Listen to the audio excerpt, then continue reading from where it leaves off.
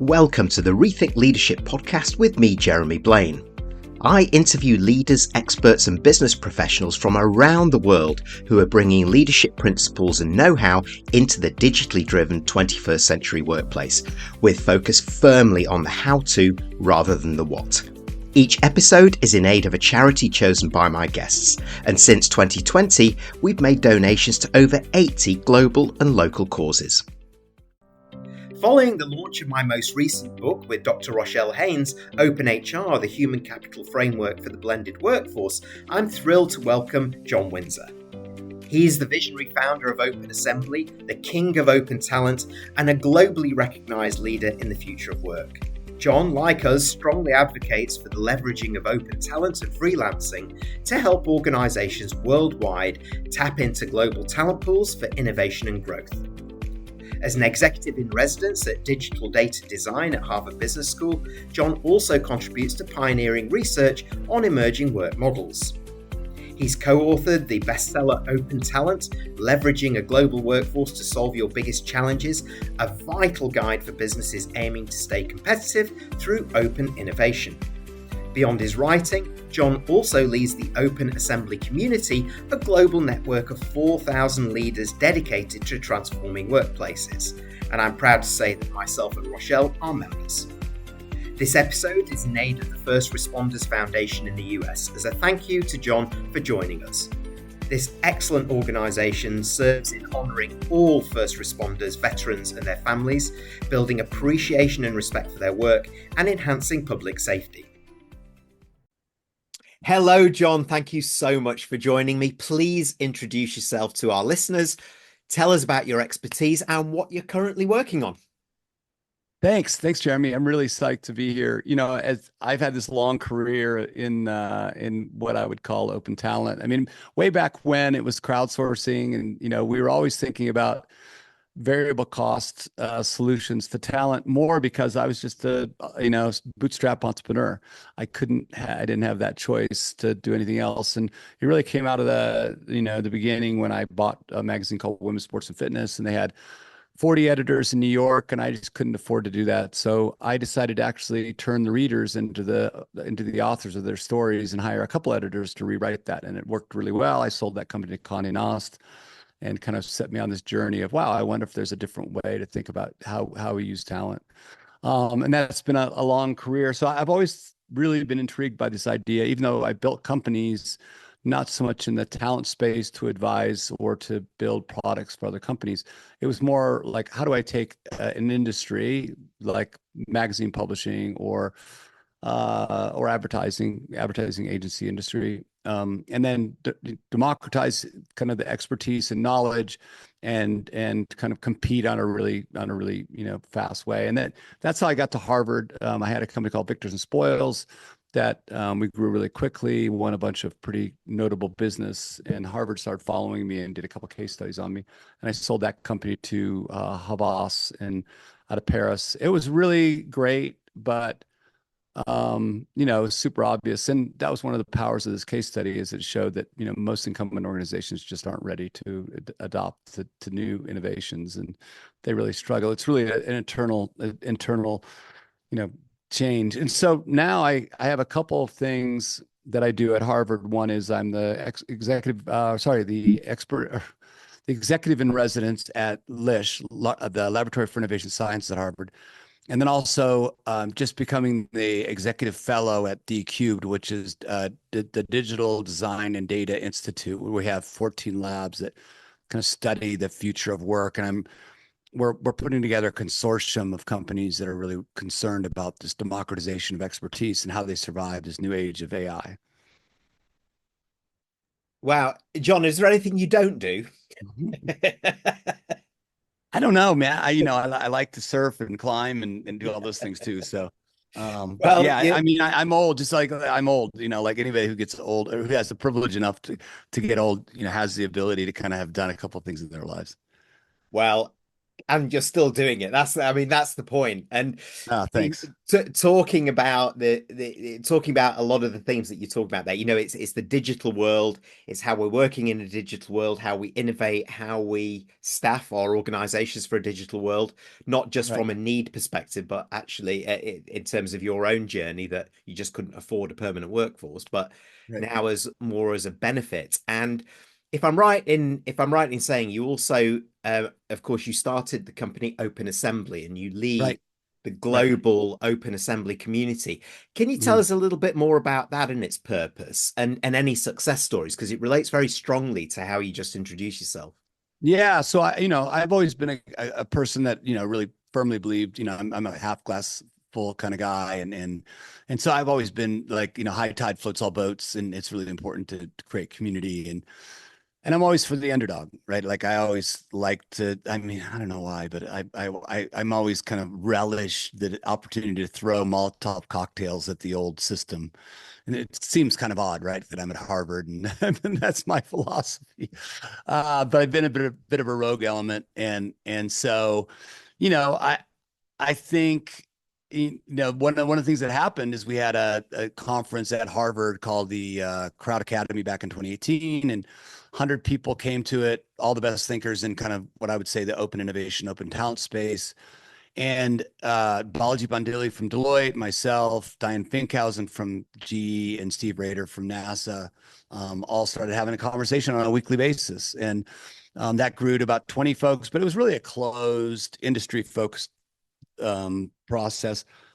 And then something really magical happened during COVID. Like people really were questioning, what is work and how does work get done and what is remote work? And so we built this kind of global community around that. Not so much to, sell things or, make a lot of money, but more to like a safe space for people to come together and have conversations, both, in incumbent organizations struggling with what to do, startups, platforms, and of course, freelancers in the new world of work.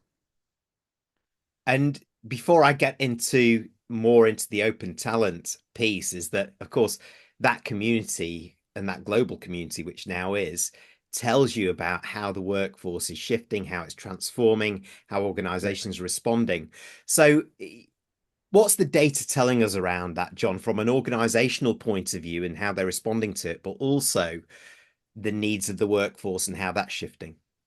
Well, I mean, I think there's a couple things, right? It's like if you think about it overall, there's about $3 trillion of labor or of the workforce that is connected to companies either as independent contractors or outsourcing or staffing companies. Let's just say non-employees, right?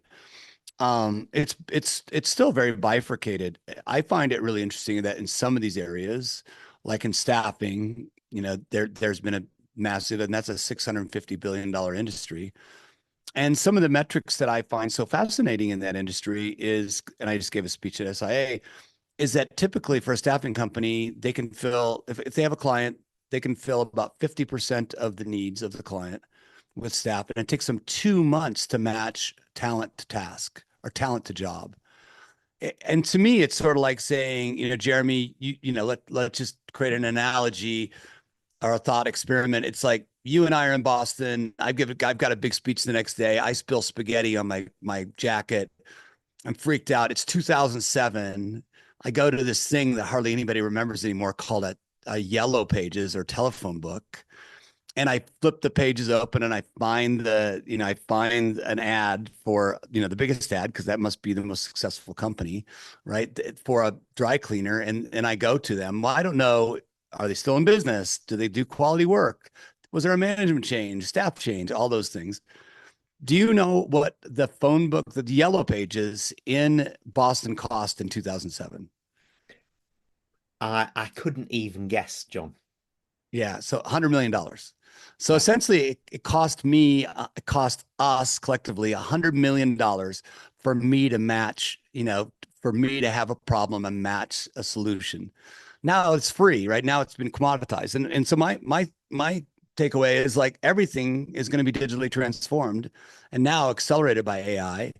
And so we're naive to think that the same thing's not going to play out in the matching and connecting to labor. And so, you know, 2 months isn't acceptable. A lot of platforms, if people reside on the platform, can do that in 2 days, or if not even that, like 2 hours, right? So it's just a natural progression, digital transformation.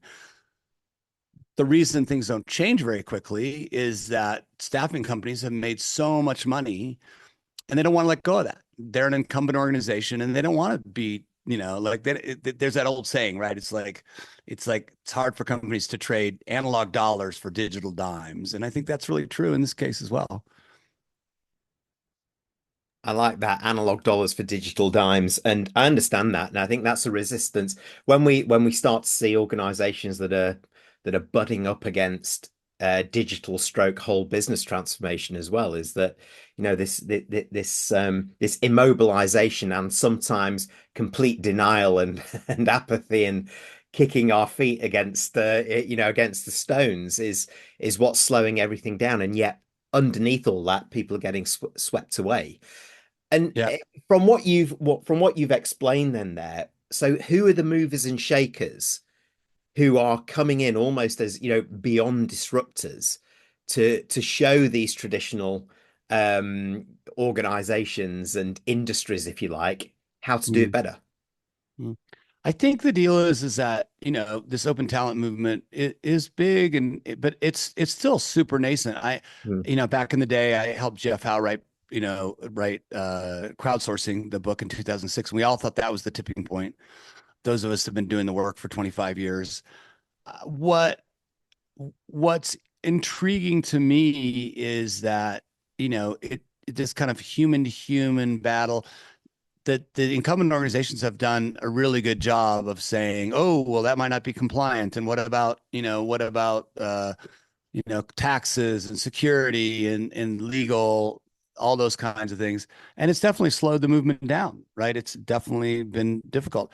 I think what you're seeing now is that with this kind of easily accessible, democratized expertise, what you're seeing is that especially with AI, you're seeing that just become ubiquitous. So some of the numbers that I was talking to the CMO of a large manufacturing company, really well-known European manufacturing company, and he was saying that in 2 years he's gone from he has to create renderings for his customers, putting their logos on his machinery and showing them pictures. So in 2020, that cost $4,000 to do, a beautiful render with the right technology. Even digital, using digital tools. He transformed that to 2 years ago using open innovation crowdsourcing contests and got it down to $100 per image. So a pretty big drop, 4,000 to 100. He said in the last couple of months, AI can do 95% as good as either the professional render or the crowdsourced solution for 25 cents. And so, I think that's the reality. And I think it starts with this mindset shift in organizations. Organizations need to think about not jobs and roles, but really, what are the outcomes that need to happen? And how do I get aligned with the CEO? And then what are the tasks that need to ladder up to those outcomes? And what are the skills I need? And then bifurcate the skills between human skills and synthetic skills. Yeah, I couldn't agree more. And in some ways, just going back a step to what you said, when you consider this more open approach to talent, innovation, etc., plus digital acceleration with generative AI, etc., and then the next steps of what that's going to be. Does that almost, in your mind, transcend a lot of the more traditional mindset issues of compliance, tax, remuneration, because they've kind of gone past that? I agree with that. I think that's exactly, right. What's that famous quote? If you don't like change, you'll like, irrelevance even less. Yeah. And I think that's happening quickly. I mean, I just was reading the, numbers from Klarna that I hadn't read before. I don't know why, but earlier this year in a month, they created an AI that essentially did the work in 1 month of 700 people. And it's something simply built on top of OpenAI and generated $40 million of profit by that savings in 1 month. And so I think you're seeing, a lot of companies are going to be really threatened by this stuff. I mean, I think what you'll see in the short run is that the best companies will use this for productivity, and the productivity gains are going to be, awe-inspiring. But I think in the long run, we're going to face a lot of social issues. How are we going to pay for, if people don't have a job, then what's their identity, and then what's their economic, opportunity, all those kinds of things. That's maybe a symptom of the speed that it's moving at as well, is that has to come on the top of the agendas now, and thinking about what are the frameworks to manage the workforce regardless of its designation, whether I'm permanent or open or based in Bangalore or Right. Pittsburgh, etc. And that's where I think, again, speed, and that speed of irrelevance or speed of relevance on Right. the flip side of it is absolutely key. So maybe if I come to that talent point just specifically, and Mhm. having been personally inspired by your book, John, Open Talent, Thank which you. is Thank you, leveraging a sir. global workforce to solve your biggest challenges. Maybe for those tuning in that are new to this, just help us by defining what open talent means, and again reinforcing why it's such an important time for organizations to and leaders to sit up and take note. Yeah, no, I think thanks. I love that. So open talent to us is this digital transformation of talent practices. So if you think about it, that, as we talked about both internal and external talent, and you think about internally, then certainly we advocate for digital transformation of HR through internal talent marketplaces, right? How do we create a way to give employees the ability to control their own destiny by saying, hey, Jeremy, great job. You might be interested in some other things. Here's some other opportunities. Here's some upskilling opportunities. We really love you. We hate for you to leave. And so maybe the better thing to do is to really focus on that. And so I think that's really the first start of it. Right. So if we think about internal talent marketplaces as a solution for HR, let's just say not a solution, but a digital transformation of HR, then what we look at, for the staffing and outsourcing industry is really what's a solution? How do we look at that in a more modern digital way? And we look at it as from kind of external talent Mm, clouds. mm, So, and I think that our framework, I mean, that was the goal of Open Assembly, right? Is like, mm, we know that there are these modern folks, and I'm always for the underdog and for the modern solution. And so, how do we help create common language and common process? So, the first step is an internal talent marketplace that addresses mm, the digital mm, transformation of staffing. The second one, or of HR, the second one is really external talent clouds, to think about connecting in a new way that will be a digital transformation of both outsourcing and staffing. And what we're seeing is that mindset works both with human and mm, synthetic labor, that you can start thinking about that way. And then the third leg of the open talent stool is really open innovation capabilities. mm. And so open innovation capabilities really comes out of our work at NASA, at LISH, Laboratory for Innovation Science at Harvard. And I think if you have this open talent perspective, my my inclination is to think about, well, I'm always concerned about what's the context. So if we have those three legs of the school, well, how do we change our mindsets, right? And so I think if you look at the NASA example, it's probably a great example. So here's two mindsets, right? If you're at NASA, there's two ways you could look at the world. One is that you could say, I'm NASA, I've got 17,000 full-time employees, most innovative people in the world. And that's a fine mindset, right? Get some things done. It's awesome. With the work we've done at Harvard and NASA, essentially the mindset that we've helped shift is that NASA is not a place-based organization. It's actually a networked organization. And what I mean by that is the perspective of, I have 17,000 full-time employees, but they're digitally connected with a platform called NASA at Work with my 30,000 suppliers or contractors. So the contractors can look at open innovation challenges. And then we have a thing called COSI, which is the Center of Excellence for Collaborative Innovation. And COSI taps into 40 platforms that represent 200 million people. So you could say, I'm a place-based organization with 17,000 people, or I'm a networked organization with the ability to work with 200 million, 47,000 people. I don't know about you, but I certainly would love the resources of 200 million, 47,000 people instead of 17,000 people. But I think it starts at that mindset shift, right? And now that number is, really to infinity because of AI. Yeah, and it's a great example that, and a good way because I'm sure you come across this with the way I look at it. There's a 20th century mindset and there's a new 21st century mindset when I'm talking to organizations, boards, and I know. leaders. Yep.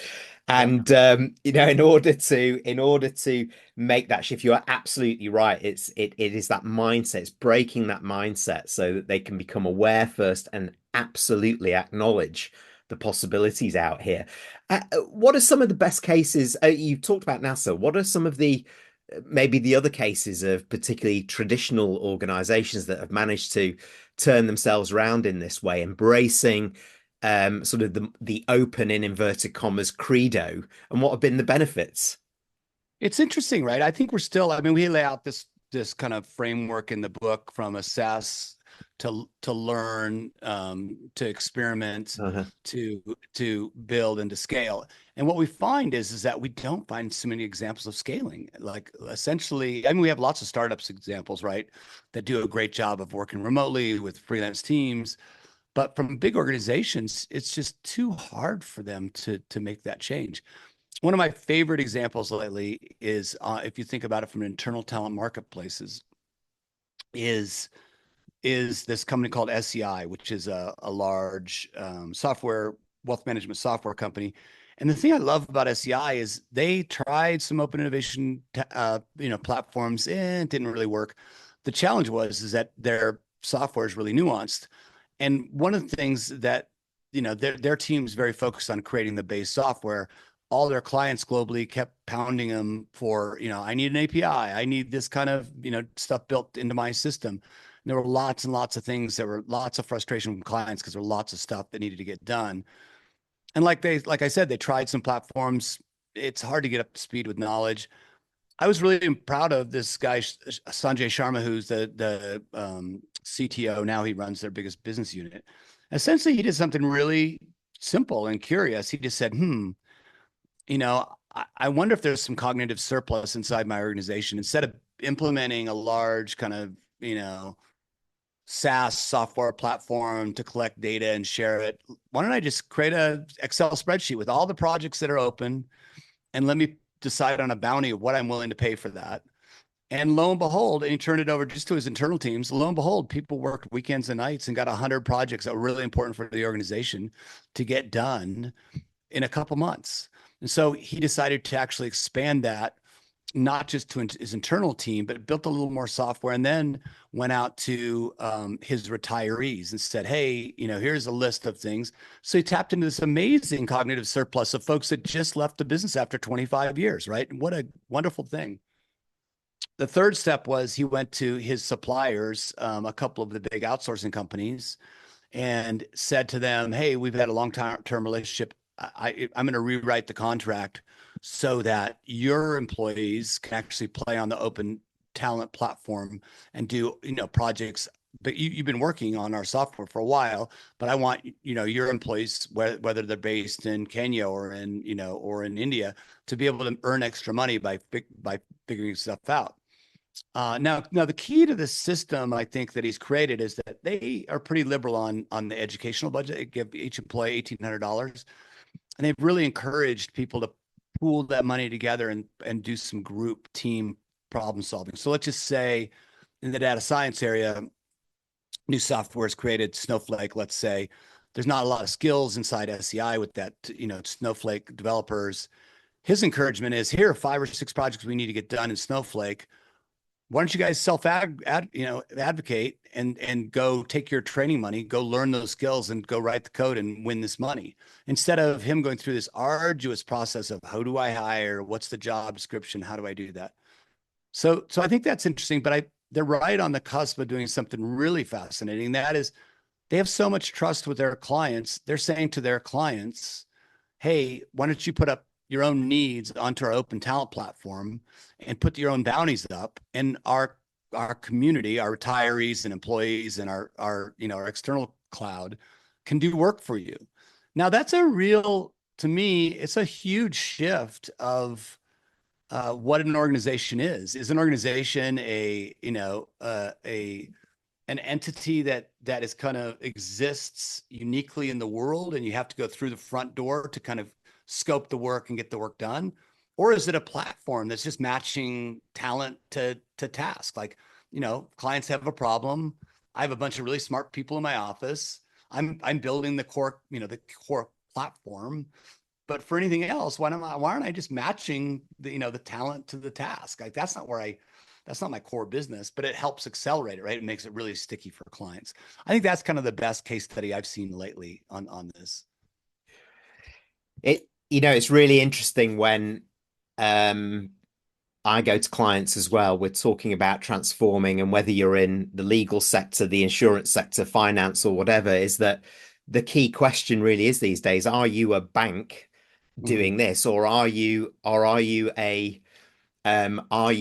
platform that also offers banking but does so much more? And it really can change the mindset in many ways from that point of Right. view. And if you can add so much more value to the client by them being able to access your sort of open talent platform internally and externally, I really get that, John. I think it's that's a fundamental game changer. But um, there are mindsets that are too stuck in the mud or too big, like you talked about before. You said there's some organizations that perhaps they're still dealing with legacy transformation. It's like, the HR leaders or the I business know. leaders are coming to you and saying, we I know. can't do this, John. What do you say to them?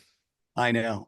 I, I did, I wrote this really controversial article back in the day, and one of the things that it was in the advertising business, and there's a really famous advertising show called Cannes. Have you heard of that? It's like the Cannes, creative. It's a huge thing. It's like the biggest thing in advertising. And essentially, what transpired was that these big holding companies were holding things back, right? They just didn't want to see it. And so my article was, I called it the dinosaurs of Cannes. And, it's like, look at these executives. They're actually, walking down the Croisette, which is right next to the beach in Cannes, this fancy boulevard. I was like, look at them. They're like strutting their stuff down, down the boulevard. As all these annoying furry things are around their feet and these feathery things are flying around their heads, and they don't even see it, right? They don't even see that, gone are the days of these dinosaurs. And, that was back in 2013, I think. And, it's come true. And it's nothing that I did brilliantly, but just more. Sorry, my camera keeps going like that. I'm having camera problems today. Sorry about that. It's nothing more than just a natural evolution, right? It's just like, better, faster, cheaper. It's always, that's kind of what happens. Like the people that are more nimble can get to the future. And I think that's really hard for organizations to do. Um, you know, it's almost like we have to create a a kind of spirit of, I don't know, a spirit of cooperation, but just humility too. I think that sometimes that those of us that are kind of in the innovation space get really arrogant, like, oh, you dumb old, companies, you can't understand what's really happening. And I think there needs to be more humility and willingness to kind of help those companies get to the future. But maybe these platforms that you're talking about, this access to platforms, not necessarily of my own, but of my supplier or my client or whatever, is one of the ways forward of doing that. But it also strikes me to go back to something that you said before, that this is why many industries are ripe for innovation and disruption from smaller players coming in to For rethink sure. how it's done. And we're seeing it play out day by day, aren't we? Well, it's funny, right? Because I think we forget the history, right? It's like Facebook and Google, they're both crowdsourced solutions, right? Like Facebook doesn't create any information. It relies on us to create the information. It created a platform for us to communicate and share. Likewise, Google, looks at our behavior and then ranks things accordingly. And so, but yet, I mean, when I was in the magazine business, everybody was convinced that, internet was just a fad, that Vogue's going to own, fashion, no matter what fashion, wherever, people look for fashion. And they got stuck, right? Because essentially what happened in my naive view of things, is that essentially, early on, magazines like Vogue were controlled by amazing editors that could see what the customers needed and could actually create a product that really attracted customers and helped brands sell things. Over time, the two most expensive things in the magazine world were printing the magazine and then also distributing it. So the people that rose to the top of those organizations were people that could do the best job of making money and controlling those expenses. Now, if you're really dedicated personally to putting ink on paper and distributing those pieces of paper, it's really hard for you to think that this digital thing called the internet is even a competitor, right? It's like, well, that's not our business. Like, we're more worried about the other magazine, right? Who else is putting ink on paper more efficiently than we are? And they forgot about the core reason for even being in business. Yeah, it's such a great example, and there are more, aren't there? Well, John, it's been such an interesting conversation. I could go on all your day on this one. Oh, thanks. No, it'd be But fun. thank you so much for being so open and sharing. Um, Yeah.